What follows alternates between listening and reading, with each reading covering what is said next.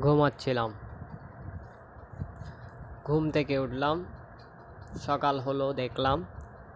এরপরে নাস্তা করতে বসলাম। নাস্তা করছিলাম আর ভাবছিলাম।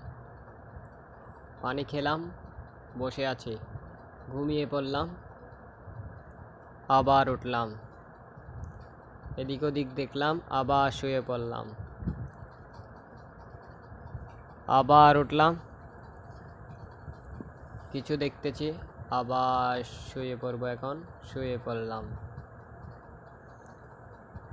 আবার উঠলাম, একটি বেড দেখলাম, বেডটি নিলাম, দেখছিলাম কেমন লাগছে। এরপর ভালো লাগছে না কিছু, আবার শুয়ে পড়লাম।